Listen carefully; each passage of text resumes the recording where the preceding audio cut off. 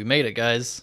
We finally made it. From the announcement that Henry was being put aside to our first look at the suit, it has been a long journey, but I remember that casting like it was yesterday. Fast forward a couple of years later and the credits have rolled. All of that build up, the wait, the anticipation, the worry that they're rebooting again with another Superman. Was it worth it? Are we happy? We happy.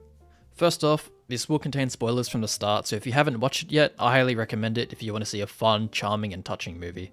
A movie that makes you feel good. I also think for non-comic book fans, it's a great starting point for DC, so go check it out. That's my quick summary and review. For those who have seen it, or if you don't care about spoilers, let's just get the bad out of the way because I don't have too much to say. Now just a preface, I'm not a writer and I'm not a director in any way.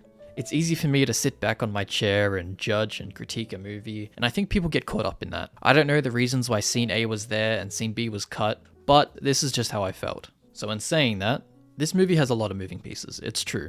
It juggles a lot of characters fairly well, and most, but not all, get their time to shine. My issue isn't so much that it has all these characters and moving pieces, my issue is that I wanted more. Which might not even seem like a bad thing, I just wanted more. I wish this movie was maybe 10 to 20 minutes longer to get some longer scenes, or padding for scenes in between. Superman didn't get a lot of time with the Justice Gang. Clark and Lois didn't get enough time together, nor did we even see a lot of Clark working at the Daily Planet and just doing daily things. I get this is a Superman movie and people don't want to see a normal mundane guy just doing random stuff, but just a little bit extra to see all these characters interact with each other would have been great. Ma and Pa Kent were good. Initially I wasn't very fond of them, but on the second viewing I realized again they just needed more time. They added a lot to the movie as they were the most normal people, simply trying to check up and care about their son. There's a moment where you see Pa Kent and Clark sit down and his dad says, "Parents aren't for telling you who you're supposed to be. Your choices, your actions, that's what makes you who you are." And that right there is the heart of the movie. I wanted to see more of that, especially from his parents. I feel like we rushed the farm scenes with Clark healing, and I wonder if there was a small scene cut out of that to make sure the film hit the rough 2-hour mark. Now speaking of his parents, this may be the biggest things that fans are decisive on, but I was not a fan of the twist about his Kryptonian parents. While the twist does, for lack of better words, land, and wraps up Superman's arc with fully embracing his ties to Earth and humanity, I much prefer the Jor-El take from Man of Steel that Kal-El is sent to be their savior, not a conqueror. But even then, that's personal preference, because it doesn't change Superman's character or personality. He's still true to his comic book counterpart. It actually makes him better in the end, so it's whatever. On a side note, it's very interesting that now all three members of the Trinity have had questionable changes with the lore of their parents. Thomas and Martha Wayne as corrupt people, Zeus being changed to be Wonder Woman's biological father, and Jor-El and Lara, specifically Jor-El, leading Superman to be more of a ruler and not a savior. So mainly with my biggest problem being pacing, let's move on to what I liked about this movie, because let me tell you, there's quite a lot. Now also let me preface by letting you know, I am biased. I'm a fan. I'm a big fan. I can agree this movie isn't a piece of art, but my love for Superman knows no bounds. And as a fan, this hit all the right notes, and it starts as a solid foundation for Superman and a new DC cinematic universe. And all this couldn't have happened if David Corenswet was not a good Superman, but thankfully, he is perfect.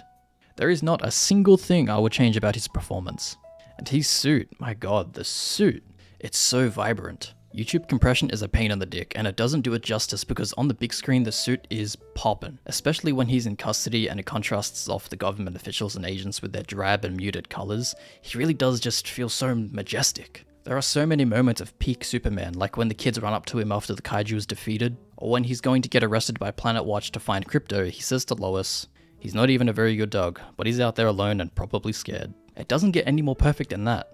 It doesn't matter if it's a human or an animal, all life is precious to him. And despite the entire runtime of how good he is, there are three specific scenes. 3 scenes that really show how good he is. The first being when he saved the girl on the bridge and you can see him through the debris and dust. It's such a heroic shot. The second is when he's standing behind Lex with his arms crossed, right when he's exposed on TV. And lastly, while this is very short and subtle, and might be my most important, it's when he follows Lois into the abandoned building and then they kiss. He follows her with this kind of smug smile and he walks with his arms behind his back, which is so reminiscent to Christopher Reeves. That kiss, by the way, was reportedly cut in India for being overly sensual.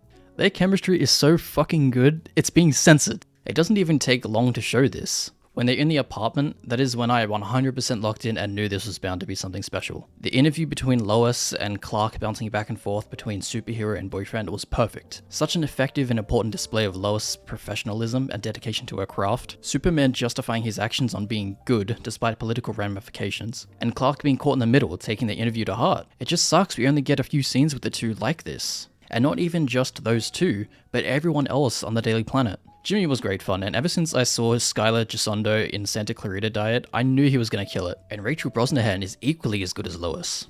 Outside of the interview, she also has moments when she carries a scene and pushes the plot forward, most notably when she goes to the Justice Gang and asks for their help, and even that late night apartment scene when she tells Superman how she questions everything but he sees everyone as beautiful. She was great, total boss, and I cannot wait to see her and Lex in the same room together. Maybe in the next movie she interviews him at Belle Reve, similar to All-Star Superman, just replace Clark with Lois. But speaking of which, the King of Hate himself. Now admittedly, I was not a believer of Nicholas Hoult as Lex Luthor. I was skeptical. I've seen Hoult as a slimy and pathetic bastard, but not in the way I want Lex to be. I need Lex to be arrogant, intimidating, and controlling. Well, I got my wish. I was wrong, and I am so happy I was wrong. He was full of hatred, he was cunning, he was controlling, and just straight up pure evil. The Russian roulette scene was horrifying, along with the first time he gets angry and starts throwing shit at Eve. And not to mention what he did to Crypto, who did get his revenge in the end. Lex controlled every room he was in, and those rooms had people like metahumans and US officials. And now with the world knowing that Lex is evil, he can fully embrace his hate and focus his efforts into killing Superman without being secretive. The stare down with him and Superman is the beginning of a great rivalry. And his speech on Envy was great. Peak hate. The movie also focuses on his genius level intellect, with scenes talking about the black holes and using knowledge he studied from Superman for years to implement Mortal Kombat cheat codes to pummel him. And damn did Superman get pummeled a lot. Now this is a common critique I have seen, and I do agree to some extent, but you have to remember, he's not Batman.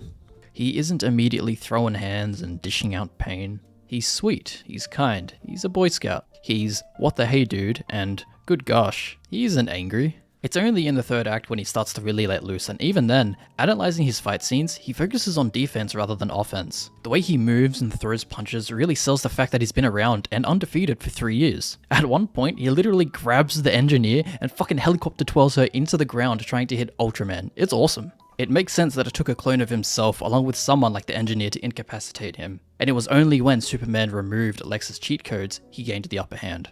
It was Lex's genius that kept defeating Superman rather than straight up overpowering him. Brains over brawn.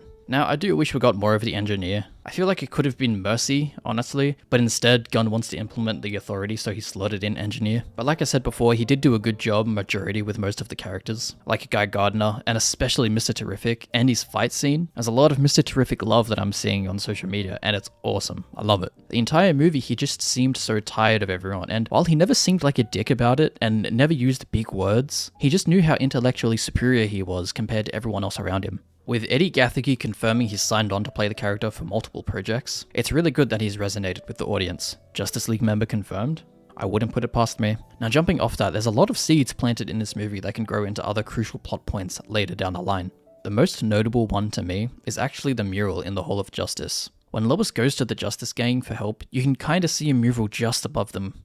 And it contains a whole bunch of DC heroes like Jay Garrick, Wildcat, Dr. Fate, and a bunch more. Where are they? What are they up to?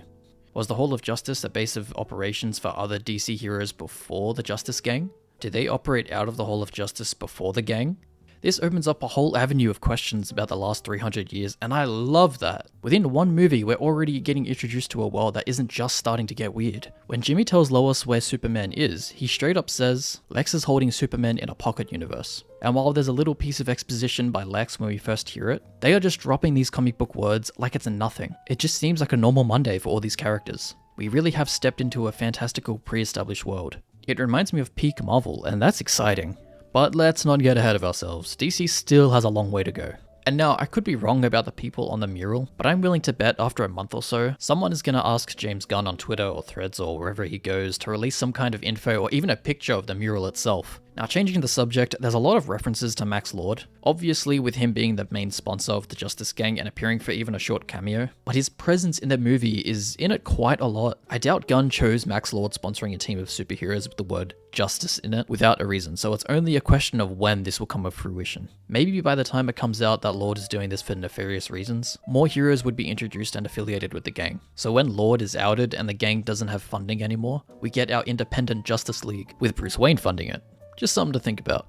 Another seed that's been planted is Ultraman and being sucked into the black hole. Now, in my previous video, I said I wanted the Crime Syndicate as villains for the Justice League. Well, this can go one of two ways. One being that this black hole sends him to an alternate universe where he gains intelligence, and then forms the Crime Syndicate under the same name given to him. But the other, and probably most likely, is whatever dimension he lands in will end up being Bizarro World and he will just turn into Bizarro. He isn't dead until we see a body, and even then, unless you're Uncle Ben, he can always return. So regardless of what happens, I'm sure he will come back in some way or another. Oh, and I haven't even brought up Supergirl yet. Everybody and their dads knew she was going to be in this movie, and while it was brief, it was so good. It could have so easily been a mid or end credit scene to set up her next movie, but it wasn't, and I thought that was really nice. She shows up drunk, literally gets thrown around by Crypto, and then leaves. Brilliant. Upon rewatch and knowing the context as to why Crypto is a little menace that he is, it adds a fun layer to the movie. Her suit is perfect, her accent's pretty good, and the relationship between her and her cousin is great fun. Hopefully leading down the line for that Superman/Supergirl team-up movie against Brainiac. Come on, Gunn. You know the people yearn for it. We've been wanting it since the Cavill days. Now, I haven't even scratched the surface with this movie. I will post this and think of more things to talk about, but I think this movie will get better as it gets older. Hours after my second viewing, I already want to see it for a third time. I'm seeing memes from cam copies of the movie on social media. Superman memes in this economy? What a time to be alive.